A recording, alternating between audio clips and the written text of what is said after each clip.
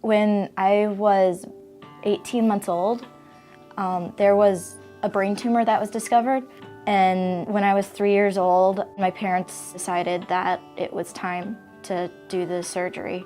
Because I was born with a lot of delays and a lot of learning disabilities, cognitive delays, I had a lot of resource classes, special education classes.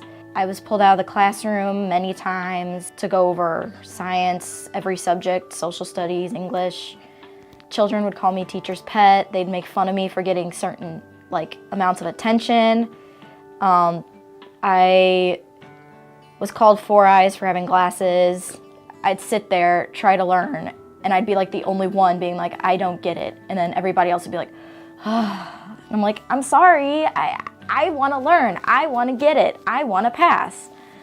And so my parents would have meetings over and over about that, and I started to put pencil markings in my wrist at that point because I was just like, I don't see a purpose of living, I'm failing out of everything, I don't get it, and there's no point. I put my parents through a lot until my choir teacher sat me down and talked to me. He was the person who inspired me to move forward in my life. In most of my classes, I was in special ed classes then, except for choir. And I helped out with the kids with special needs in his class, and I helped teach them with him, or I would sit next to them and kind of assist.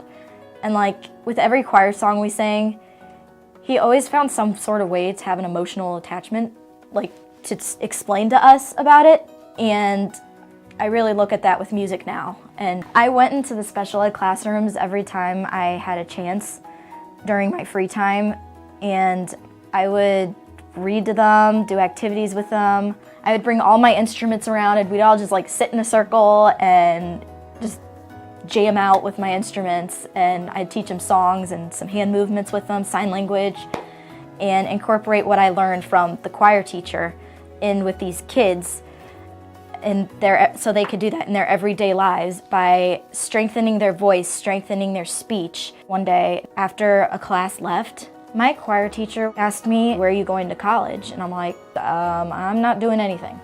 I didn't want to tell him that I had to get tested for adult disabilities in order to receive accommodations for college. And the lady sat me down and goes, "You're 2 points away from being retarded, and you shouldn't go to college because you're not going to make it, and you'll be wasting your time." The choir teacher told me basically that he learned from me. He goes, "Do you not see what you are doing to empower those students? They are calling you Miss Amy, they are calling you Miss Shapiro, they look up to you, they want to be around you. You're the one getting them out of the classroom and helping them be more involved in high school environment. You're the one doing all of this to make a difference in their lives." Now, I recently received my associates in early childhood developmental disabilities at Merrimack, St. Louis Community College, and I got into Lindenwood with a 3.09. I work at a performing arts academy with individuals who have disabilities. I help them sing, dance, act, perform, and I assist in those classes. And I have a Facebook page to promote the awareness of how music can help with speech, language, making friends. I want to help make a special school district and all the disability services around the world a more positive experience for families. I want families to walk into meetings and be like, I know what I'm doing for my child. They need their voice to be heard. How can we make their voice be heard? My dream, I guess, is to find the positives and forget the negatives, because when you're born with a disability, and even when you're not, there's negatives in life that everybody has. There's a battle everybody's dealing with that nobody knows about. And it's tough. Life's tough. But how can we make it better? How can we find the positives? My name is Amy Shapiro, and I am a hate breaker.